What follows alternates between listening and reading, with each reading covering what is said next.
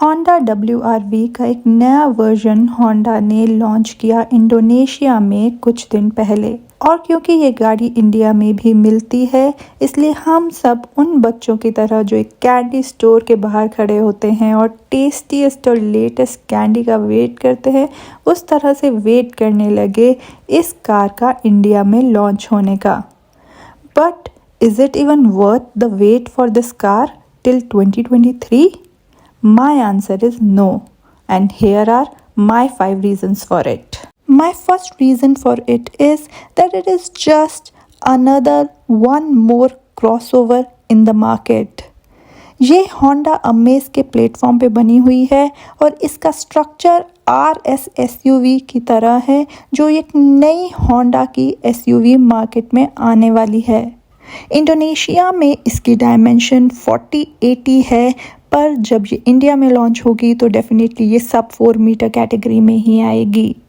तो ये वो SUV नहीं है होंडा की जिसका आप वेट कर रहे हैं। That is the RS SUV जो compete करने वाली है क्रेटा, किया सेल्टॉस या ग्रैंड विटारा के साथ। ये एक फेसलिफ्ट वर्जन है होंडा WRV का, which is just another crossover जो सब 4 मीटर में आएगी और जिसके कॉम्पिटिटर्स रहेंगे Tata Nexon, Brezza and XUV 300।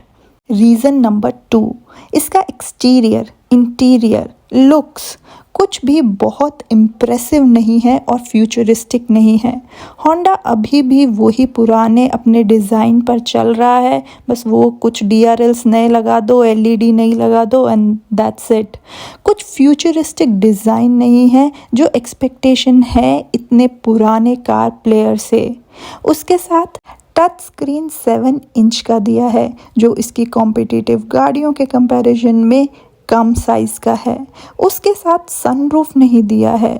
अगर जो इसे कॉम्पैक्ट SUV बुला रहे हैं तो आजकल तो कोई SUV बिकती ही नहीं है बिना सनरूफ के।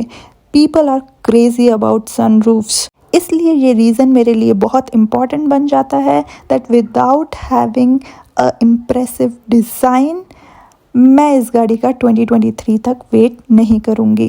Reason number 3, in Indonesia it is launched with 1.5 liter engine which generates 121 horsepower and 145 Newton meter of torque, which is a great powerful engine, पर above 4 मीटर गाड़ी के लिए इतना needed है। पर क्या इंडिया में ये इतने कैपेसिटी पर ही लॉन्च होगी? जैसे डायमेंशन कम होंगी, सब 4 मीटर जाएगी, तो चांसेस हैं कि 1.2 लीटर इंजन ही आएगा। Again nothing impressive engine configuration अगर 1.2 ही रहता है तो।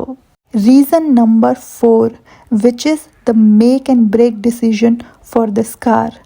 इस कार में आ रहा है ADAS features which is first in class in this segment. इसमें आपको मिल रहा है lane keeping assistance, collision mitigation braking system, auto high beam, adaptive cruise control and these all are very impressive features. But ये reason कैसे हुआ नहीं गाड़ी लेने का?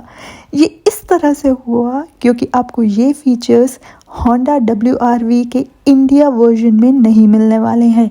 होंडा अपनी RS SUV में आपको ADAS देगी, ना कि WRV में। ये मेरी गट फीलिंग कहती है, इसलिए मैं इसका वेट नहीं करने वाली। अगर आप ऐसा नहीं सोचते और आपको लगता है कि होंडा WRV में ही ADAS मिल जाएगा तो मुझे कमेंट सेक्शन में बताना। Reason number 5 and my last reason for not to wait for this car and that is price. Indonesia में इसका लीस्ट वेरिएंट जो है वो 14 लाख का आ रहा है, which is a very heavy price. India में इतने प्राइस की गाड़ी ये नहीं चलेगी। वैसे सब 4 मीटर आएगी तो टैक्स कट डाउन होगा तो प्राइस थोड़ा कम होगा, पर आज के टाइम पे भी जो करंट होंडा WRV का वर्जन है वो 9 to 14 लाख तक जाता है। तो इसके लिए अगर ये 9-10 लाख की इन्हें इंडिया में बेचनी है तो इन्हें फीचर्स कट डाउन करने ही पड़ेंगे। और ये uncertainty of features tone down version का मैं नहीं वेट कर रही हूँ।